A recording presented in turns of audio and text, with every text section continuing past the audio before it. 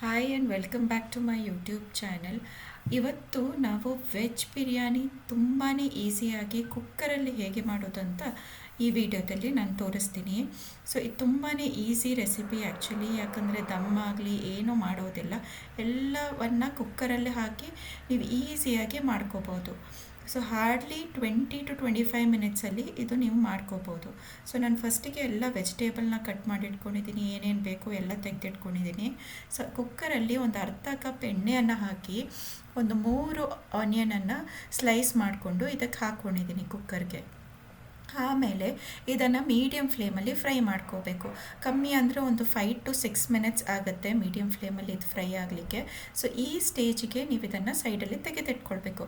ಜಾಸ್ತಿ ಬ್ಲ್ಯಾಕ್ ಆಗೋ ತನಕ ವೆಯ್ಟ್ ಮಾಡಬೇಡಿ, ಲೈಟಾಗಿ ಗೋಲ್ಡನ್ ಬ್ರೌನ್ ಆಗುವಾಗ ತೆಗೆದಿಟ್ಕೊಳ್ಳಿ. ಇದನ್ನು ಸೈಡಲ್ಲಿ ಇಟ್ಕೊಳ್ಳಿ.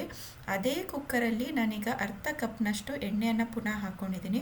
ಸೊ ಟೋಟಲ್ ಆಗಿ 1 ಕಪ್ಪಷ್ಟು ಆಯಿಲ್ನ ಯೂಸ್ ಮಾಡಿದ್ದೀವಿ, ಯಾಕಂದರೆ ನಾನಿಲ್ಲಿ 2 ಗ್ಲಾಸ್ ರೈಸ್ಗೆ ಬಿರಿಯಾನಿ ಮಾಡ್ತಾ ಇರೋದು. ಸೊ ಇಲ್ಲಿ ನಾನು 2 ದೊಡ್ಡ ಇಲಾಯ್ಚಿ, 2 ಸಿನಾಮನ್ನು, ಆಮೇಲೆ ಶಾಹಿ ಜೀರಾ 1 ಟೇಬಲ್ ಸ್ಪೂನು, 1 ಟೇಬಲ್ ಸ್ಪೂನ್ ಜೀರಾ, ಆಮೇಲೆ 1 ಬೇ ಲೀಫ್ನ ಹಾಕಿಕೊಂಡು ಇದನ್ನು ಎಣ್ಣೆಯಲ್ಲಿ ಚೆನ್ನಾಗಿ ಫ್ರೈ ಮಾಡ್ಕೋಬೇಕು. ನಂತರ ನೀವು ಅರ್ಧ ಫ್ರೈ ಮಾಡಿಟ್ಕೊಂಡಿರುವ ಆನಿಯನನ್ನು ಇದಕ್ಕೆ ಹಾಕಿಕೊಂಡು ಇದನ್ನು ಕೂಡ ಒಂದು ಫ್ಯೂ ಸೆಕೆಂಡ್ಸ್ ಫ್ರೈ ಮಾಡಿದರೆ ಸಾಕು. ಆಮೇಲೆ ನೀವು ಅರ್ಧ ಕಪ್ನಷ್ಟು ಬೀನ್ಸನ್ನು ಹಾಕಿಕೊಳ್ಳಿ. ನಂತರ ಒಂದು 2 ಟೀ ಸ್ಪೂನ್ನಷ್ಟಾದರೂ ಜಿಂಜರ್ ಗಾರ್ಲಿಕ್ ಪೇಸ್ಟ್ ಮನೆಯಲ್ಲೇ ಮಾಡ್ಕೊಂಡಿರೋದನ್ನು ಹಾಕಿದ್ರೆ ತುಂಬಾ ಫ್ಲೇವರ್ ಚೆನ್ನಾಗಿರುತ್ತೆ. ಸೊ ಅದನ್ನು ಒಂದು 2 ಸೆಕೆಂಡ್ಸ್ ಫ್ರೈ ಮಾಡ್ಕೋಬೇಕು ಈ ಥರ. ನಂತರ ಅದಕ್ಕೆ 1 ಪೊಟೇಟೋನ ಸ್ಲೈಸ್ ಮಾಡಿದ್ದೆ, ಅದು ಹಾಕಿದ್ದೀನಿ. ಆನಂತರ ಕ್ಯಾರೆಟ್ನ ಹಾಕಿಕೊಂಡಿದ್ದೀನಿ. ಕಾಲಿಫ್ಲವರ್ ಇದ್ದರೆ, ಅಂದರೆ ಗೋಬಿ ಅಂತ ಹೇಳ್ತೀವಲ್ಲ, ಅದನ್ನು ಕೂಡ ಹಾಕ್ಬೋದು ಇದ್ದರೆ, ಬಟ್ ನನ್ನ ಹತ್ರ ಇಲ್ಲ ಇತ್ತು. ಸೊ ಈ ವೆಜಿಟೇಬಲ್ನ ಯೂಸ್ ಮಾಡಿ ಸ್ವಲ್ಪ ಉಪ್ಪನ್ನು ಹಾಕಿ ಈ ಥರ ಫ್ರೈ ಮಾಡ್ಕೊಳ್ಳಿ. ನಂತರ ನಾವು ಇದಕ್ಕೆ ಮಸಾಲೆ ಹಾಕ್ಕೋಬೇಕು. Red chilli powder 1 tablespoon, coriander powder 1 teaspoon, ಜೀರಾ ಪೌಡರ್ 1 ಟೀ ಸ್ಪೂನ್, ಗರಂ ಮಸಾಲೆ ಪೌಡರ್ 1 ಟೀ ಸ್ಪೂನ್, ನಂತರ ಬಿರಿಯಾನಿ ಪೌಡರ್ 4 ಟೀ ಸ್ಪೂನ್ನ ಹಾಕಿದ್ದೀನಿ.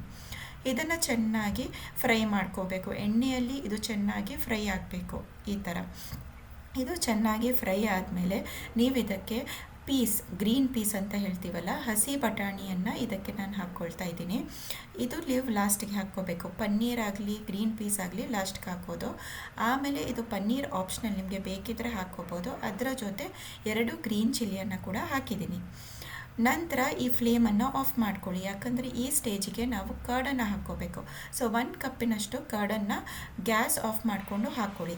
ಇದು ಚೆನ್ನಾಗಿ ಮಿಕ್ಸ್ ಆದಮೇಲೆ ಗ್ಯಾಸನ್ನು ಆನ್ ಮಾಡ್ಕೋಬೇಕು. ಸೊ ಕರ್ಡ್ ಹಾಕಿದ್ಮೇಲೆ ನೀವು ಇದನ್ನು ಲೋ ಫ್ಲೇಮಲ್ಲೇ, ಮಿಕ್ಸ್ ಆದಮೇಲೆ ಲೋ ಫ್ಲೇಮಲ್ಲೇ ಇದನ್ನು ಬೇಯಿಸ್ಕೋಬೇಕು. ಅದು ಬೇಯ್ತಾ ಇರುವಾಗ ನಾವಿಲ್ಲಿ ರೈಸನ್ನು 2 ಕಪ್ಸ್ ಹಾಕ್ಕೊಂಡಿದ್ದೀನಿ. ಅದನ್ನು 5 ನಿಮಿಷ ಮಾತ್ರ ಸೋಕ್ ಮಾಡಿ, ಜಾಸ್ತಿ ಸೋಕ್ ಮಾಡಿಬಿಡಿ. ಬರೀ 5 ನಿಮಿಷ ಸೋಕ್ ಮಾಡಿಟ್ಕೊಂಡು ಈ ಮಸಾಲೆನ 5 ನಿಮಿಷ ಅಷ್ಟು ಬೇಯಿಸಿದ್ದೀನಿ. ಸೊ ಅದಾದಮೇಲೆ ಸ್ವಲ್ಪ ಕೊರಿಯಂಡರ್ ಲೀಫು, ಪುದೀನ ಸ್ವಲ್ಪ ಹಾಕಿ ಈ ನೀವೇನು ಸೋಕ್ ಮಾಡಿಟ್ಟಿದ್ರಲ್ವ ರೈಸನ್ನು ಇದಕ್ಕೆ ಹಾಕ್ಕೊಳ್ಳಿ. 5 ನಿಮಿಷ ಈ ರೈಸ್ನ ಸೋಕ್ ಮಾಡ್ಕೋಬೇಕು. ನಂತರ ನೀವು ಇದಕ್ಕೆ 2.5 ಕಪ್ನಷ್ಟು ನೀರನ್ನು ಹಾಕಿಕೊಂಡಿದ್ದೀನಿ. 1 ಕಪ್ನಷ್ಟು ನೀರು ಆಲ್ರೆಡಿ ಇತ್ತು, ಕರ್ಡ್ ಹಾಕಿದ ಮೇಲೆ ನೀರು ಬಿಟ್ಟಿತ್ತಲ್ವ, ಸೊ ಅದರದ್ದು 1 ಕಪ್ ಇತ್ತು. ಹಾಗಾಗಿ ಟೋಟಲ್ ಆಗಿ 3.5 ಕಪ್ಸ್ ಅಂತ ಹೇಳ್ಬೋದು. ನಂತರ ಸ್ವಲ್ಪ ಪುದೀನ, ಕೊರಿಯಂಡರ್ ಲೀಫು, ಆಮೇಲೆ ಫ್ರೈ ಮಾಡಿಟ್ಟಿರುವ ಉಳಿದ ಆನಿಯನನ್ನು ಹಾಕಿ 2 ಟೇಬಲ್ ಸ್ಪೂನ್ನಷ್ಟು ತುಪ್ಪವನ್ನು ಮೇಲಿಂದ ಹಾಕ್ಕೊಂಡ್ರೆ ಅದರ ಫ್ಲೇವರ್ ಸೂಪರ್ ಆಗಿರುತ್ತೆ. ನಂತರ ಇದನ್ನು ಒಂದು 3 ವಿಸಿಲ್ನಷ್ಟು ಮೀಡಿಯಮ್ ಟು ಹೈ ಫ್ಲೇಮಲ್ಲಿ ಕೂಗಿಸ್ಬೇಕು ಕುಕ್ಕರನ್ನು.